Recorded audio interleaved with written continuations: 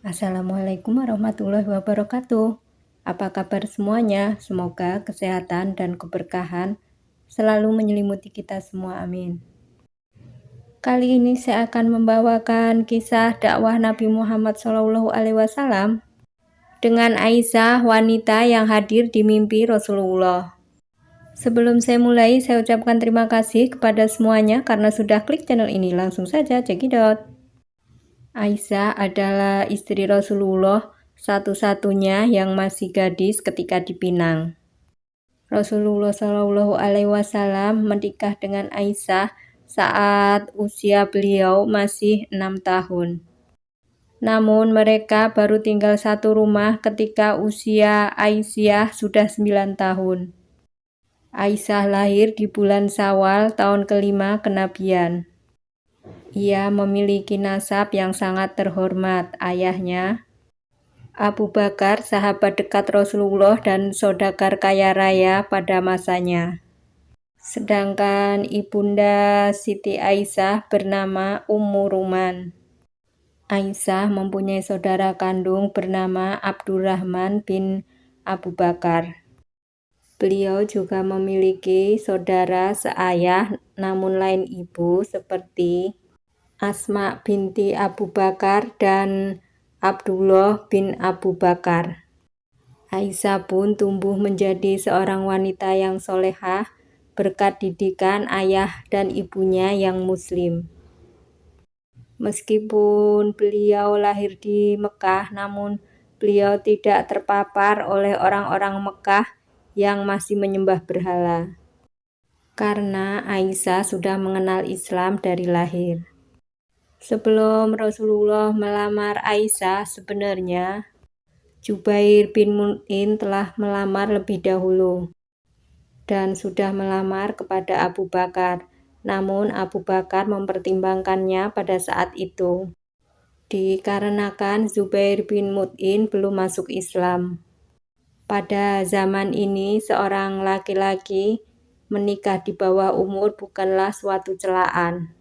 Satu kondisi yang tidak bisa dibandingkan dengan kondisi zaman sekarang.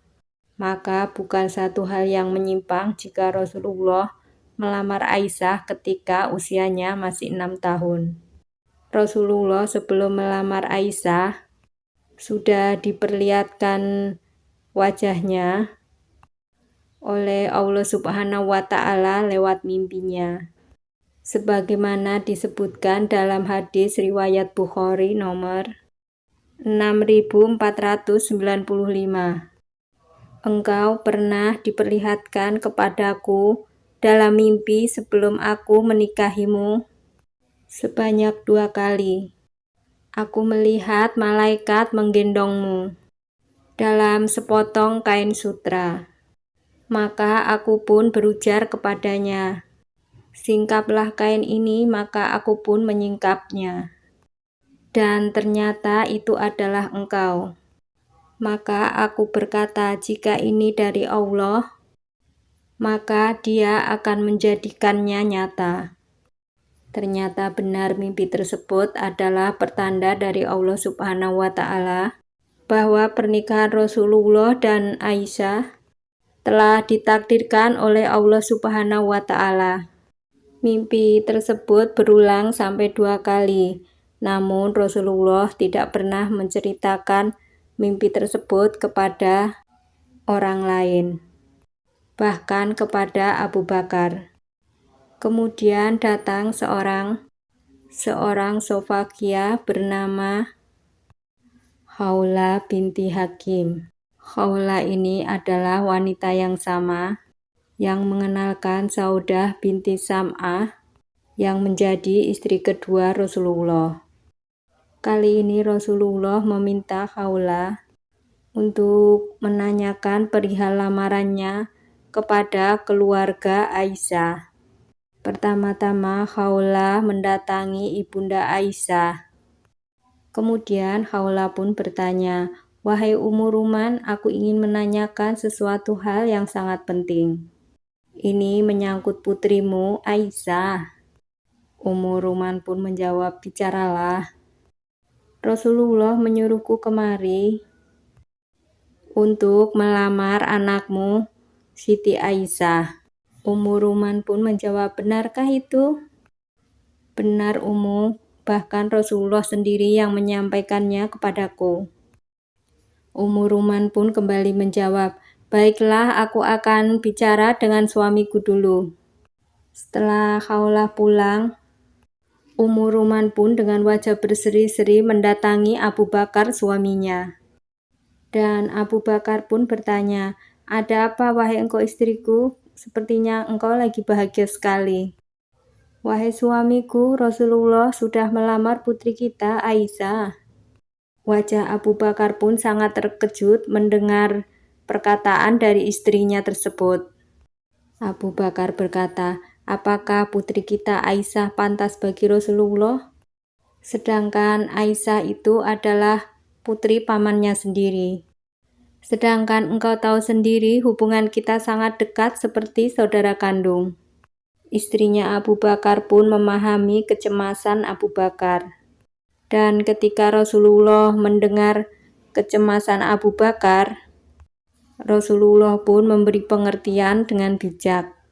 Wahai saudaraku Abu Bakar, engkau adalah saudara seimanku, maka aku halal menikahi putrimu. Aku sangat lega mendengar penjelasanmu, wahai Rasul. Tapi izinkan aku menyelesaikan permasalahanku dulu. Karena Abu Bakar belum memberi jawaban kepada Zubair bin Mut'in yang telah melamar Aisyah lebih dulu. Setelah Abu Bakar menolak lamaran Zubair bin Mut'in, barulah Abu Bakar menerima lamaran Rasulullah. Akad nikah Rasulullah dengan Aisyah terjadi 3 tahun sebelum Rasulullah hijrah ke Madinah. Mahar yang diberikan Rasulullah kepada Aisyah sebesar 12,5 uqiyah atau setara dengan 500 dirham. Setelah akad nikah selesai, Aisyah pun tidak langsung tinggal dengan Rasulullah. Dia menitipkan Aisyah kepada ibu mertuanya dikarenakan usia Aisyah belum balik. Maka lebih tepat bagi Aisyah untuk tumbuh dalam bimbingan kedua orang tuanya. Aisyah adalah gadis yang cerdas. Tanda-tanda kecerdasannya sudah muncul ketika dia masih kecil. Suatu ketika Aisyah sedang asik bermain boneka. Rasulullah pun bertanya, wahai Aisyah, kamu sedang bermain apa? Aisyah pun menjawab, boneka kuda. Rasulullah pun kembali bertanya, wahai Aisyah, adakah kuda yang bersayap? Tentu saja ada, itu buktinya kudanya Nabi Sulaiman banyak sekali sayapnya. Mendengar jawaban Aisyah yang spontan dan lucu tersebut, Rasulullah pun langsung tertawa. Rasulullah merasa terhibur dengan kepolosan dan kecerdasan Aisyah. Aisyah selalu ingin tahu dan daya ingatnya sangat tinggi. Dia selalu mengingat semua kejadian yang dilihatnya maupun yang didengarnya. Karena ingatannya sangat bagus, Aisyah pun banyak sekali mencatat hadis-hadis Rasulullah. Ketika hijrah ke Madinah, usia Aisyah masih 8 tahun. Namun di usianya yang sangat muda ini, ingatannya tentang hijrah sangat urut dan sangat lengkap.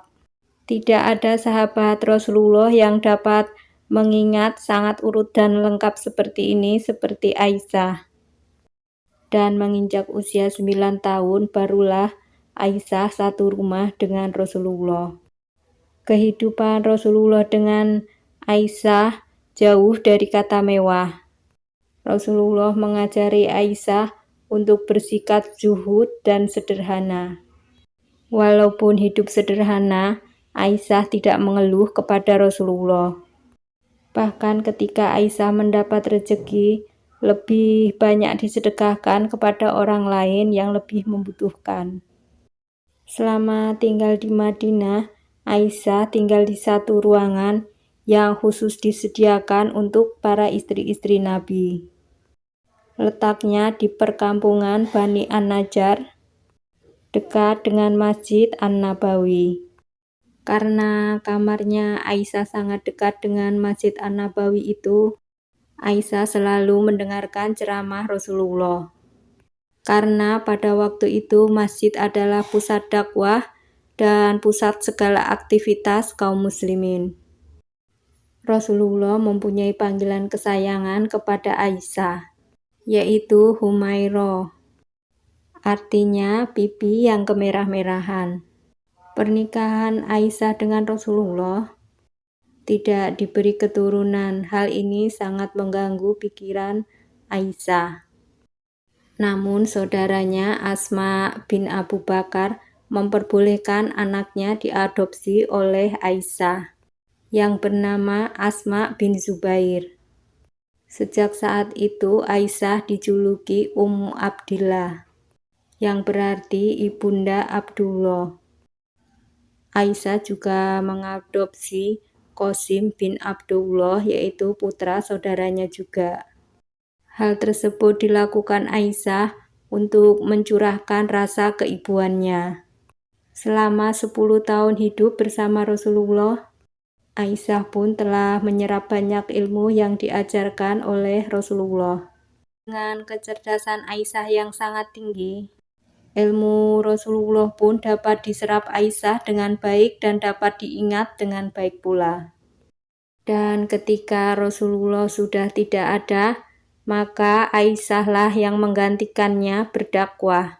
Beberapa sahabat Rasulullah memuji kecerdasan Aisyah, seperti Abi Musa al-Ash'ari dan Imam Syihab bin Zuhri. Aisyah pun hafal, yaitu 2210 hadis. Itu tadi rangkaian kisah dakwah Nabi Muhammad SAW dengan istrinya yang bernama Aisyah. Jika saya salah dalam menyampaikan cerita, saya mohon maaf sebesar-besarnya. Jika ada yang kurang, boleh ditambah di kolom komentar. Akhir kata, wassalamualaikum warahmatullahi wabarakatuh. See you next video.